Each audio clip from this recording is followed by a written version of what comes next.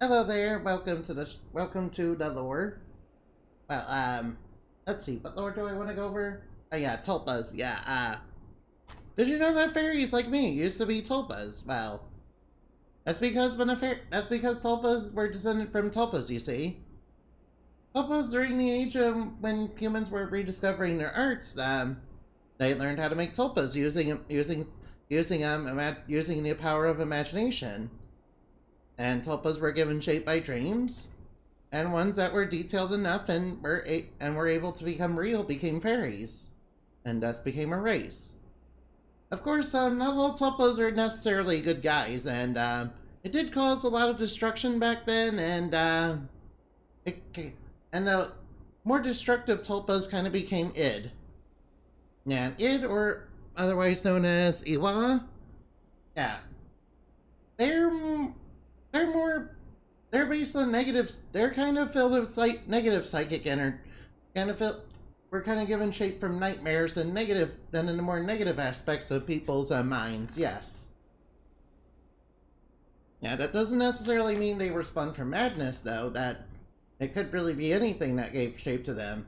Thus, they became rather negative thought forms and became id. And id are and basically, there was a bad guy back then when tulpas were still around. That was kind of using id and both tulpas and id for the purposes of evil. Yeah, this guy was a priest. He's part of a different storyline. Let's see. The priest started off as just a regular dad who was upset that his kids were spending too much time inside playing video games all day, and he kind of became a black magic preacher man. Yeah. Let's just say that one of Lilith's followers, who may or may not been Legion, kind of might have given him dark power by disguising himself as an angel and tricking him into doing that. Yeah. Yeah, and basically he trapped his kids inside of a game. Yeah, a board game. He trapped his kids inside of a game and kind of tortured them, and it didn't really end well for the kids, even despite their best efforts. And later he kind of became a priest with the Order back in Lila's timeline, sometime after the fall of the gods. And yeah, and he did gain power. He was one of the people who gained the powers of the Sacred Triangles. No, it's not the Triforce. Don't you think that. It's just based on the Triforce. It's the Holy MacGuffin of MacGuffin. Yeah, also known as the Sacred Triangles, which are crystal triangles. Of course, those crystal triangles are long since gone now. They're no longer in my time. They're not even in my timeline anymore. Yeah, the priest did have some other things that happened during that timeline, but the major one he was involved in was when he was basically breaching imaginary space of people's minds, so that because he thought he was punishing sinners and purifying their minds by basically torturing them and driving them to complete madness, and using the id to do it so. And it kind of caused breaches and it kind of caused a whole bunch of id to appear that were super duper powerful. And back in that time, there was a wizard around whose name was Gray, and he had 3 tulpas of his own. There was a fair. There he made a fair. They were all his tulpas were kind of beings that came out of books. He made a fairy, a dragon, and a succubus. Yeah, they were all very different. They were all very different in their own way. The fairy was more the support character, and used a magic pencil, and was kind of based a little bit on the imagination side of things. While the dragon was more the fighter, and was kind of headstrong, but really, really good with their fists and hitting really hard. While the succubus used magic rose guns and was kind of good at using magic, particularly fire magic, which was her favorite. Right, yeah. Anyway, the wizard Gray, after defeating the priest, he kind of made a conceptual level seal over imaginary space, which sealed future tulpas from being made. but also stopped it from being made too into reality. Yeah, that was until my timeline when Lemon Knight, who is a known terrorist and one of the most powerful and wanted criminals in the entire universe, reached imaginary space to release all these creatures back into reality as part of her army. She also had other plans for the imaginary space, which was to basically mass manipulate people under mass mind control, and I had to stop her from doing that, of course. Yeah, because I'm the one that has to do all those things. Yes. Anyway, fairies aren't the only things that were given souls by Tulpas getting detailed enough. Some of the id were able to do that too, and kind of became boogeymen. Yes, and boogeymen are quite opposed to fairies. Not always necessarily evil or fairies always good. Yeah, but boogeymen were able to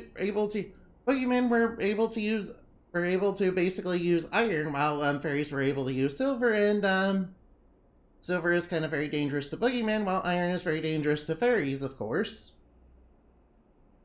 And of course, when it comes to magic arts in my lore, when it comes to magic arts in my world, you see, there are party trick ones and there are parlor trick ones. The parlor trick ones tend to be quote-unquote dark magic, which tends to be used for more destructive purposes, while party trick arts, while they can be used offensively, are mostly used to spread joy and bring shape to dreams. Yeah, if that makes any sense. Yeah, Luna taught me all about these things, by the way. Yeah, she's the guardian of dreams who basically made Tulpas possible in the first place. Yeah. And made our people a thing. Basically. Yeah.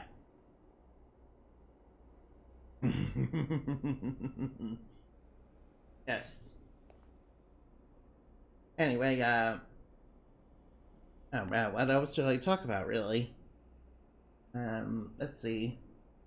Oh yeah, there was a villain who also breached psychic and who also breached imaginary space known as Parasite Brain.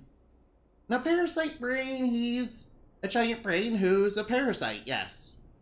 Very descriptive, I know. Well, basically, Parasite Brain used to be an alien conqueror who came in contact with Legion, who gave him an essence that kind of made him into a super powerful psychic organism capable of basically mass mind controlling entire galaxies under him. And Parasite Brain kind of became very huge for that. And powerful.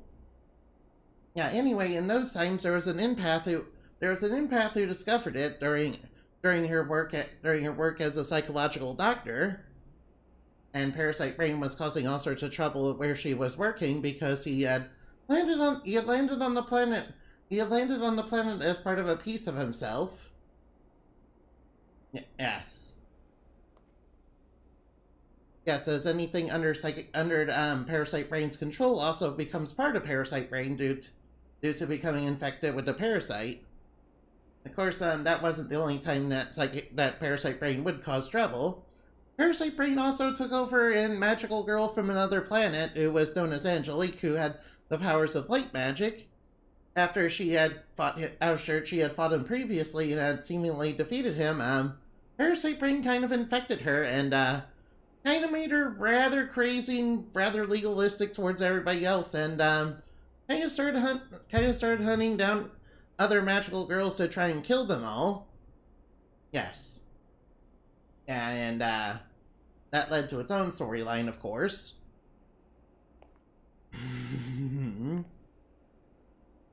Let's see. There were some other magical girls during that timeline, which was there was a twin, Soda and Chip. They're party planners. Soda has the power of soda magic. Yes, he's kind of based on Mountain Dew. Although we can't say it's Mountain Dew because we'll get copyrighted. Yeah, it's totally not Mountain Dew, guys. Yeah, if you're wondering how soda magic works and are thinking, soda magic? That sounds really weird. Yeah, guys. Guys, trust me, magic arts are very, very powerful in my world, yes. Even when there's something seemingly weird like soda magic. Oh, well. And Chip is the one that uses chip magic. Of course, they're orange and kind of based on Doritos. Same logic as before. Now, a reason why the magic arts might seem a little weird at first is because, you see, a lot of them can not only cause physical damage to enemies based on their physiology, but also their psychology as well. Which kind of leads into which some of them can kind of counter enemy parlor trick magic, man.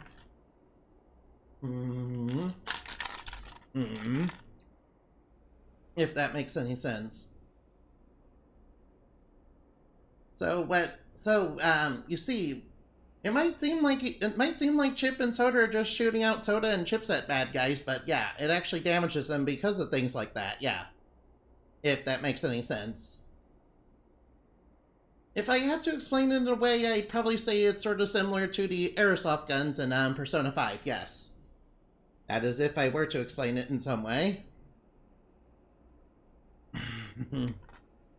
Right, so anyway, I think that's enough for right now. Thank you for watching, and I hope you had fun. Remember to play games and have fun, okay? I love you.